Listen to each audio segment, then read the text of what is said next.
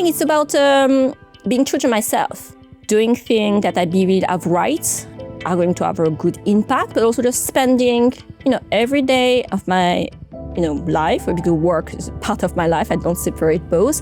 Doing things I find meaningful with people I respect and value and I can learn from.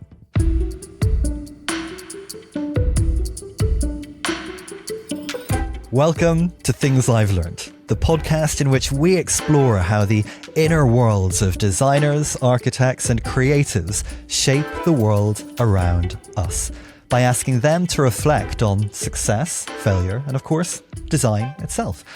I'm Harry McKinley. As a design editor, I spend a lot of time in the company of, designers. And as you might imagine, most of those conversations tend to be about creative output. What makes a magnificent space or an exceptional product? We talk about color and material and aesthetics, about concepts, function and experience. We think of those things as design, but it's also an industry. And that's something we tend to explore a little less.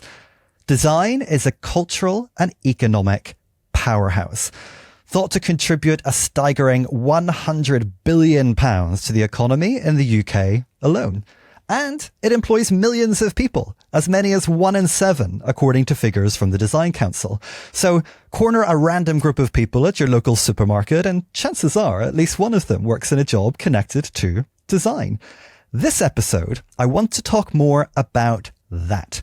What it means to build and sustain a successful design business, considering where creativity and industry come together and how entrepreneurship is as valuable as having, good taste. I'm joined then by one of design's great success stories, Sandrine Zhang Ferron, founder of Vinterior, the online marketplace for vintage, pre-owned and antique furniture. Sandrine doesn't have a traditional design background, but she did have a big idea. While working in the finance sector in London, she became frustrated while trying to source a yellow pole-vaulted chair, and she took a bold leap. She enrolled in a coding bootcamp and created what is now the largest second-hand furniture listing site in the UK, turning frustration into a flourishing business valued by several estimates at anything between 30 and 40 million pounds. Welcome to Things I've Learned, Sandrine. I suspect many of our listeners will already be familiar, but just to set the scene, what is Vinterior? How does it work? Thank you, Harry, for this very nice intro. Vinterior is basically an online version of an antique market where we connect sellers of vintage, antique, and high-end second-hand furniture with a buyer who love design. We want to make it easier for everyone to be able to find a hidden gem online with us. So I'm going to be a bit gauche here. I read some different valuations, 30 to 40 million pounds. Does that sound about right? Valuation has been really volatile over the past few years for venture-backed companies. So I don't have a coffer. But one way or another, if we meet in person, you're buying the drinks. I will. Before we dive into our first chapter, success, a brief message.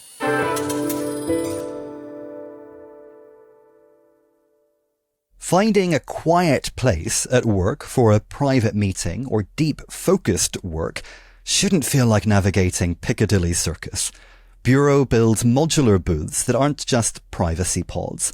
They're flexible, high-performing environments designed for deep focus, quick calls, or team huddles. Built from sustainable materials, flat-packed for low-impact shipping, and crafted to last. From co-working floors to corporate offices and beyond, Bureau creates workspaces that, work. And with a human team guiding you from first quote to final install, change is refreshingly straightforward.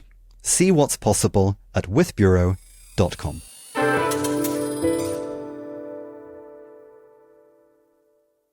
So the word successful seems to trail you these days, Sandrine. When I see your name in print or online, it's almost inevitably topped or tailed with the description, successful entrepreneur. What do you make of that? And do you identify with that description? It's so funny. I'm always taken aback by that. So I think it never feels like success. it's always a moving goalpost, right? So I think as soon as I achieve something, I'm thinking about the next thing. So I'm not so good at appreciating progress or success, but I think I'm trying to do a better job of it because I'm very proud about the job we've done with our team. And I always tell them, look at from where we are coming from, not we are going. You were born in China, of course, raised in France before moving to the UK to pursue a career in finance. So what did success look like to you before you founded Vinterior? What were you reaching for then? So basically, I was raised in a Chinese household, right, with first generation immigrants in France. So success was money. My parents kept banging about, how important it was to have, serious career, earning money, material things. And that, I think, really influenced the start of my career, working in finance. And, it felt great, right? Like my first bonus in finance, bought a designer handbag, Jimmy shoes. And for me, it was success at the time. But now I have this collection of high shoes at collecting dust. So yeah, it has really changed. Can you tell us a little bit about how you came to maybe reorient how you view success personally? I'm at a stage of my life where I don't feel I lack anything materially. But I think just so many designer bags or shoes that you can buy until you just feel irrelevant. I think I've been always quite restless and feel like never satisfied about anything. I think it's kind of a core trait of me. But I think with age, I think I taught myself to appreciate what I have and just trying to be in the present. Say, oh, wow, I have a great team, I'm healthy, I have a great family. Every day I enjoy working, I'm learning a lot. So that's it. It's about I think feeling every day. It's a good day and a good way to spend my time rather than kind of a destination, I would say. So you mentioned that your upbringing was quite formative, this idea that success is money. So what did you learn about success growing up and then obviously stepping into a professional life as an adult? I think success is hard work. And I think that's created a bias for me, thinking that anything can be achieved if you put enough effort and hard work. And I don't think it's true. Why is it not true? I think just so many things depend on other factors than yourself, like what's happening in the world, other people. Like there is no point of beating yourself for something, feeling, oh, I should have worked harder, when sometimes it just wouldn't have changed the outcome. So I think I'm just trying to having more of a relative approach to it. That feels like a very honest response. And most people will say, success comes from hard work. But it sounds a little bit like you've come to the recognition that actually some of success might just be down to luck. Luck, yes. And I think I'm quite lucky as a person. And obviously luck and hard work can amplify success. But sometimes I think no matter the amount of hard work you put in, some ideas are not going to be fruitful.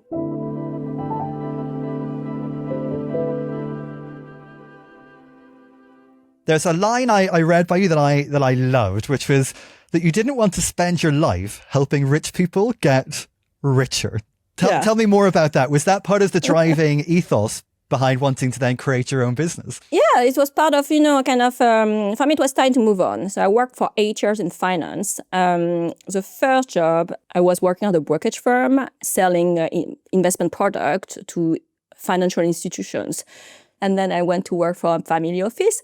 And I realized that no matter the amount of wealth or financial success someone had, they're always dissatisfied. There is, this moving goalpost. And I felt like, the day I die, if I reflect on my life, do I want to spend all this time doing that? Probably not. Does that come though from a place, my mum has this quote where she says, money doesn't buy happiness, but I'd rather be sad in a Range Rover. So do you think it's this idea that actually that's maybe an easier position to hold once you've perhaps already achieved at least a minimum amount of financial success because it gives you choices and freedom? 100%. And, when I quit my job in finance to start Vinterior, I had a comfortable cushion because I had made money in finance. And I don't know if I've done that without it. So absolutely. So you had this idea for Vinterior motivated by a personal frustration. What gave you the confidence to feel that business would be successful with others, that it would be a viable business? I felt just like, let's just do it. What's the worst that can happen? I don't want to work in finance anymore. I have this idea. If there is traction, I will find out. If it doesn't work, I will find out. I can always change the idea or just go back to finance. And I think I was quite decisive. Once I made my mind that is something I wanted to give it a go to. I think like maybe 3 weeks later, I talked to my boss, say, okay, I want to do that. Quit my job, sign up for a coding bootcamp. And that was it, my parents and some colleagues and friends thought you were nuts. Yes. They did. When did you first feel that it had paid off? What was your first taste of success with the business, and what did you learn from that? One interesting story. So one of my colleagues, Sam, from my first job, I think he sent me an email saying, it's a mistake. What are you going to do? You're going to drive around London with your truck to collect junk furniture when you have a good job. And then a few years later, he sent me an email saying I was wrong because he discovered that his wife furnished his whole place with Vinterior furniture. So now that success isn't about material things, what comes in its place? Is it about values, a sense of purpose? Yeah, I think it's about being true to myself, doing things that I believe are right, are going to have a good impact, but also just spending, every day of my life, because work is part of my life. I don't separate both. Doing things I find meaningful with people I respect and value and I can learn from. So you mentioned success is a journey. What are you reaching for next? For Vinterior, today we are the leader in the UK. So obviously the next stage is to be a leader in Europe. And in terms of just kind of how I approach life, I think it's having this disciplined approach to entrepreneurship and maybe seeing more as a marathon than a sprint. We're going to talk now about failure, but before that, a quick message.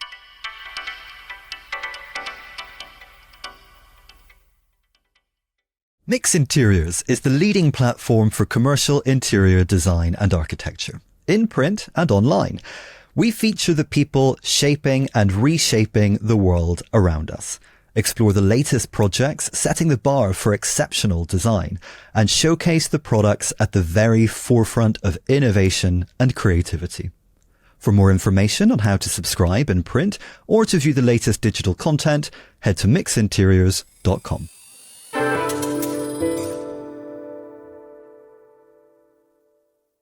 So, Sandrine, how do you define failure? I don't tend to dwell on failure.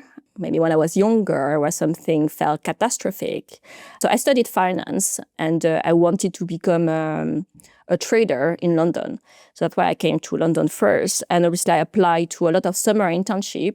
And I really want to have a summer internship at Merrill Lynch, but I didn't get it because of my poor English. And I thought, oh my God, I'm not going to go into a tier 1 investment banking firm, like what I'm going to do. And I ended up going to a very small kind of a brokerage firm I had never heard about before. But then, very quickly, I took so much responsibility. Like the boss gave me kind of the mandate to develop the whole business in Benelux. I learned a lot, did a lot of cold calling. That's really helped me later for Vinterior. And then ironically, so they offered me a job before the end of my internship.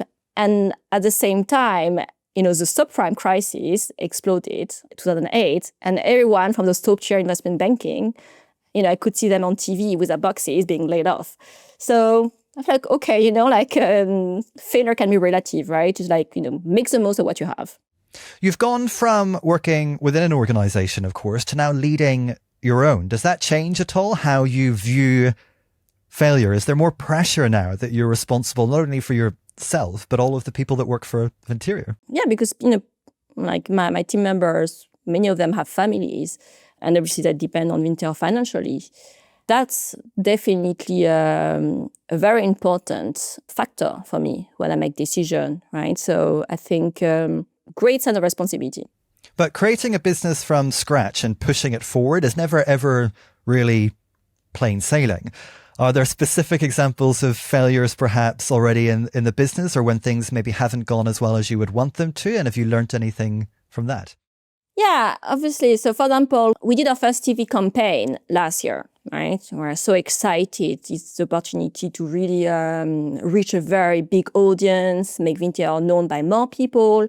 And, it didn't break the website. We had like a huge amount of traffic and awareness, but what we didn't anticipate, it just like attracted a lot of scammers as well, who were just trying to kind of penetrate the system, etc. So it like required a lot of work to tackle that. And so that was really a good lesson. So like, always think about, the negative that could happen. Are there any other entrepreneurs, other leaders that you've learned anything from in terms of failure and how to navigate it? I have a good support system. I'm part of a group of founders. And interestingly, I think the failures that weigh the most on the other founder are not necessarily related to the business. So obviously, when someone has to shut down, they run out of cash, extra, it's very hard to move on. But I think the failure around like a breakdown in relationship, right? If it's a family business, or a very tricky relationship with a team member that didn't work out and really ate into them, and that's really resonate with me, because I think the time where I felt the most down and felt like a failure was when something didn't work out with someone and I felt like I didn't like address it correctly. So how have you learned now how to avoid that, how to navigate relationships so that you don't have those types of failures? I think being more ruthless. What does being more ruthless look like in a professional context to you? All the times where I didn't act according to my principles and value and flex the rules or try to be more human and understanding or giving excuse to people, I regretted it. So I think I need to stick to my principle and value and not lower the bar for someone, regardless of the circumstances. Can I ask what those principles and values are and actually how they guide your work? The most important for me is just like integrity and honesty. Honesty with yourself and others. And I just can't deal with people who, are not honest and like inconsistent. Say one thing a day and something else the other day, and don't take accountability. Yeah, very important as well. Accountability. From the moment where you're honest, accountable, and you are very open, I think that's really important. Always open to learn, to listen, taking feedback, knowing that you can be wrong. I think you check those boxes and then everything's going to be all right. Have you ever had an experience that looked like success, but felt like failure, where perhaps you had to compromise or make a decision that you weren't happy with? And did that teach you anything? Can you ever be 100% happy with a decision? There are always trade-offs. I don't know, we've made significant investment in building the brand, right? Like tube advertising, TV advertising, and it's a lot of money and a lot of resources invested in it. So on the one hand, now 50% of, the UK population who might be a Vinterior customer know about us, but at the same time, is it a great investment in terms of cash return? It's not. So it's like, okay, was it a good decision from my part? Is it just kind of ego-driven? Like, okay, many people know about Vinterior, but... And I guess you can only really gauge that with the benefit of the hindsight, time. Yeah. So is there a failure that you'd repeat again, even if you could change it, because actually it taught you something important or it led to some future success? Yeah, definitely. For example, I think back in 2018, we had many customers saying, it would be great to also find new furniture on Vinterior, like new design furniture, sustainable brand, etc. And we thought, okay, maybe it's a great idea. It's going to expand the market. So we added a lot of, new kind of boutique brand furniture, and that was a massive failure. We realized that the requirements were not at all the same as for antique dealers, or kind of core customer and seller base were really against it, felt like it was diluting the proposition. So we had to revert the decision very quickly. And I think the learning was you can't be everything for everyone. You have to decide and to be great for the people who care. You can't be all things to all people. I think that is such an important and key lesson. Looking ahead, what kind of failure still scares you? Myself. Controlling the world. Kind of how can I remain a good leader and not let my emotions or the things that happen, get the better of myself. Especially in my early days, sometimes I think I've just behaved in a way that I wouldn't today. And something also like really stuck with me that when my coach says, like, a leader is judged by their worst behavior. So I think, I don't want to be a bad boss because I have had bad bosses. Did you mention that you have a coach? So what is some of the work that you do personally then to make sure that you don't become that bad person? Just like, a lot of reflection, right? And I think also learning not to react on the moment, trying not to take things personally, I think acknowledging my emotion, sometimes anger, frustration can come up, but maybe go for a walk and then deal with it the next day. Oh, I have that rule. Wait 24 hours before sending an angry email. I don't always stick to it, but I do try. Exactly. Next up, we'll talk about design. But before that, a quick message.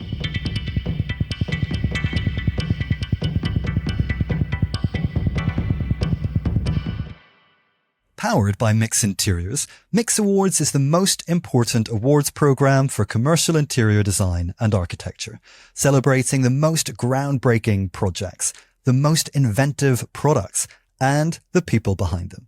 For more information on Mix Awards and Mix Awards North, the biggest nights in the design calendar, visit mixinteriors.com.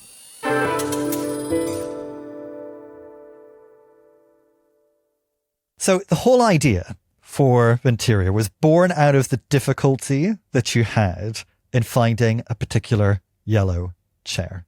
Why did you love this chair so much? What made it worth the effort?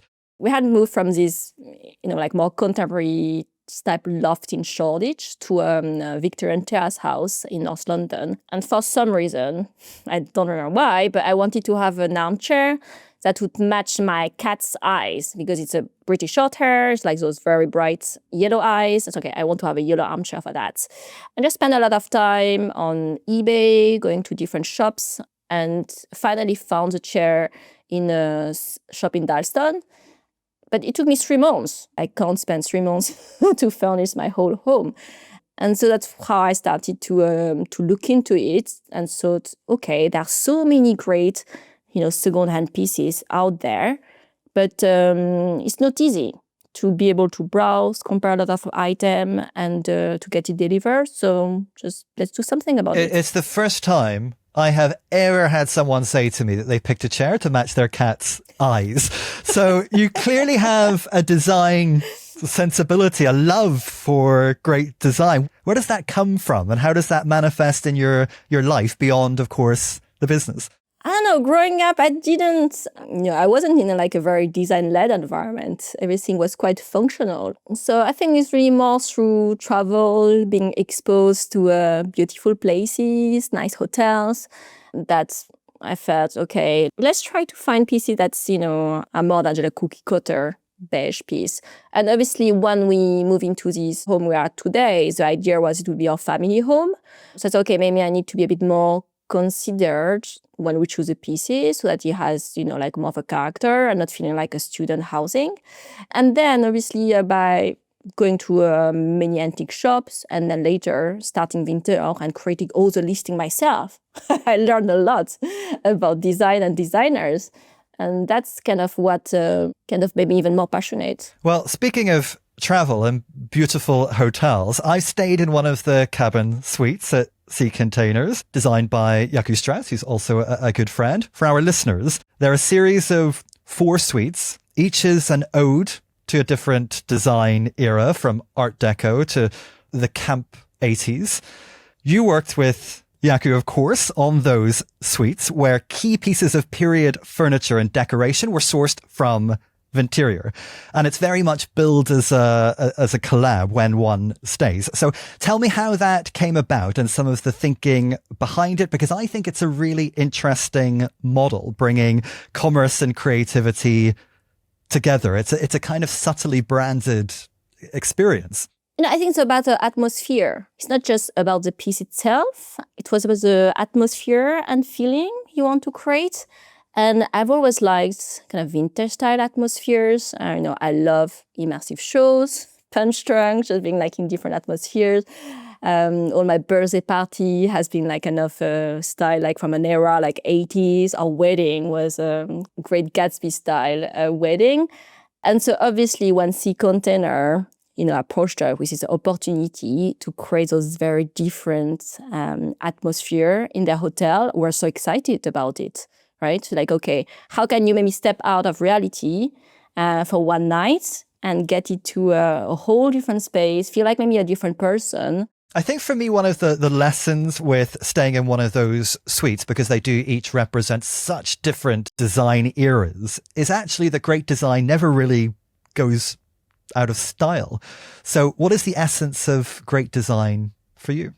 Yeah, I think it's personal to everyone, right? I think you need to be durable. Ideally, it's also functional. Otherwise, it's art, right? I think kind of a chair is like spectacular, but where you can't sit for more than 5 seconds, I think it's more a piece of art and it belongs in a museum, and it's not great design, because at the end of the day, furniture also meant for you to be able to, home where you can live. And then I think, being timeless, that's a very important criteria as well, because you don't want just to follow trend and have something that's going to be obsolete or designed to be obsolete in a few years. So durability, timelessness, and functionality. And of course, Vinterior is all about those iconic, pre-loved pieces, but it isn't just a platform. It's developing something of an identity of its own. And you've worked with a number of other collaborators, for example, with Farrow & Ball, the fashion designer Henry Holland, who produced an upcycled capsule collection using Harlequin fabrics. How do you see Vinterior evolving or developing as a brand of sorts in its own right? I think we want to, be really great at what we do, which is, surfacing all those great gems. And what we have on Interior is not only designer pieces, right? We have just great, also good quality, just vintage furniture, which are not necessarily design-led. But how can we make it easier for people to buy something secondhand versus defaulting to new first? So, I think those collaboration obviously are really important just to, I think, change people's mind and perception about buying secondhand. I think it's not necessarily junk or just like something your grandma would have, but it has so much more personality, and especially when we attach it to those great creatives. And there's a values element I feel here as well, because allowing people to buy secondhand is really championing sustainability. Vinterior is now part really of the circular economy. So why does that matter to you? I mean, just look at the torrential rains we had in London, right? After the drought we've seen this summer. If you can take a sustainable choice, why wouldn't you? It really makes me mad when I see that every year, so many pieces of furniture that end up in landfill because they were never designed to last or to be reused or recycled. And just a throwaway culture. And there is so much to do, right? I think it was not so easy to buy secondhand furniture, or there was stigma around buying something used. And we want to change that. Was that part of the thought process from the outset? So when it came to building Vinterior as a brand, was that sustainability component something that was baked in from the beginning? No. Was it part of, no. So where did that emerge from? Was that really a response to the time that we're living in? When did that sustainability component become part of the fabric of the business? So I think the origin is really about the uniqueness, helping people finding something unique and one of a kind. I think sustainability came naturally when we realized that actually we can have an impact on the world and the environment, because by essence our items are sustainable. They don't produce any carbon emissions, there is no manufacturing, and it's real reuse. I think my awareness of that grew at the same time as every other people. And we felt that there's a role to play in it. Doing things sustainably can sometimes cost a business more. And I'm wondering what you think about some of the maybe ethical obligations that sit within that. So should a business always make the more sustainable choice, even if it's maybe not the best choice for the bottom line? Or as an entrepreneur, what advice might you have for those navigating that conundrum? I say everyone live with themselves, so I'm not going to give a lesson. But for us, for example, we offset all the carbon from our deliveries, and that has a cost. I mean, time has been tough in the past year, so we've been looking very closely at our P&L and the bottom line with the board and our finance. And, obviously we had to ask the question, do we continue to pay for that or not? I say, okay, one of our values is to champion sustainability. So we would not be true to that if we stop doing it. So I think it's but depend, what your value are and being honest with them.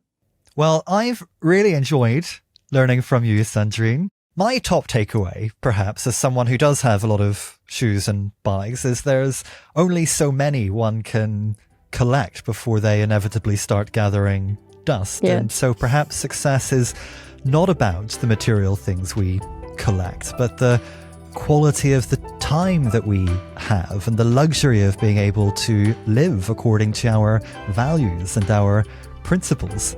So thank you. And thank you for listening to Things I've Learned. If you enjoyed the episode, make sure you like and subscribe. And of course, tell your friends about it.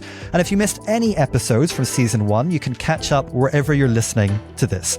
We also film these conversations. So if you want to see us as well as hear us, head over to our website, mixinteriors.com, or find us on YouTube.